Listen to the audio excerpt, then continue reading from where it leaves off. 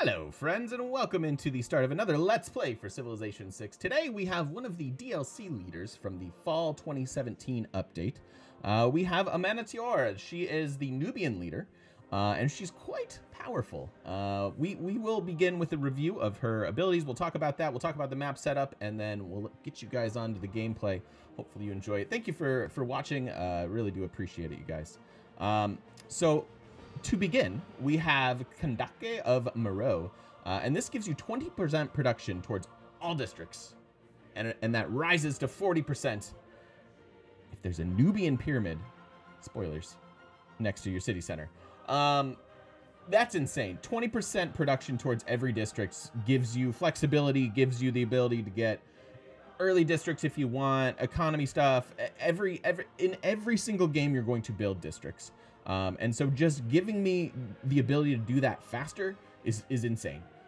So she's kind of flexible. You can do religious stuff. You can do dominate. You can do any of the victory types if you want. And so that's really good. It's cute if you can get the pyramid in there, but even if you can't, 20% production towards all districts, 5 out of 5. Super good. Super good. We have Tiseti, which, again, increases the ability to do things that we're already going to do. And I love that. 50% production towards ranged units. All ranged units give 50% combat experience. Okay, so in almost every game, you're going to have a couple slingers, maybe archers, something like that. Something early to defend yourself against barbs. Maybe defend an early war. Maybe go on an early war. Although the archer rush isn't what it used to be. She changes that a little bit. But yeah, so again, that's a thing I'm gonna do, and I get to do it better. That's exciting. And then it goes on. Mines over strategic resources give you extra production. I like production. And mines over bonus and luxuries give you extra gold. I like gold. So yeah, those are really good things. It might only be a few throughout the game, but it could be quite it could be plentiful. And this is really strong if you want to do something with her early unique unit. The Patati Archer, and this is a unique unit, stronger than the Archer, more expensive than the Archer, so you need your gold. And extra movement, really strong. Extra movement on your archers is really gives you flexibility, especially on New World Age, which is where I like to play, New World and Wet. So this is a strong unique unit. We are running the city-state wall mod. And that makes early wars, if we're trying to be aggressive earlier, it slows us down, but if we're not, then it slows the enemies down. So it's a give or take depending on what you're trying to do with the game. But if you're not running that wall mod, if you just build a couple Nubian archers and a warrior, like 3 of those and a warrior can take out city-states, pretty much no problem.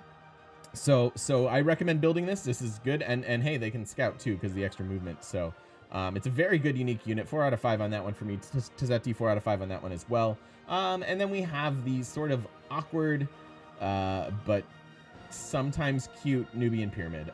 This is a tile improvement. Has to be built on desert hills, or floodplains. So that plays into these sort of a desert bias that we start off with, which, boo. And it gives you a faith. It'll also give you food if next to a city center, and then whatever district you put next to it, with the exception of like entertainment complexes and stuff like that, but any economy district that you place next to it will give you kind of like an adjacency bonus. It'll give you 1 of that economy. So if it's theater square, you get a culture out of it. If it's campus, you get a science out of it, etc., etc. So that's a little weird, because if you place it outside your like district setup, then it can be, you know, whatever.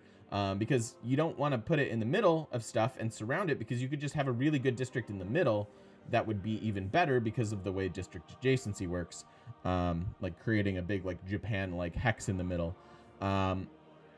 It can be great if you just get one next to your city center and you don't worry about working that tile and you get the 40% production. I'm on board with that. But if you think about it, if you have to put it on desert, you're either starting with a base 0 in flatland, a base 1 production in a hill, or a base 3 food in a floodplains. And maybe the 3 food is where it's at, because you could put it next. If it were a floodplains that were next to your city center, you put a food on it, you get the faith, you get the faith, and okay, maybe it's a decent food tile. But other than that, its upside as a workable tile is pretty limited, and you have to go out of your way to make it work, which is why I'm not a huge fan of it. Like I say, plunking one down next to a city center would be great if you want the extra production towards districts. but in most other situations, it's a tiny bit awkward.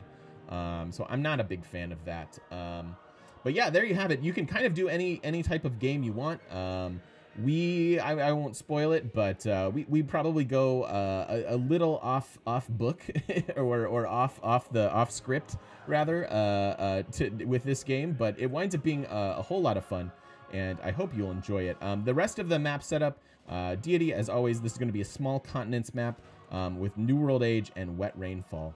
The seed information is below, as well as our links to the mods, as well as a link to me over at twitch.tv, and I'd love it if you drop by, toss me a follow.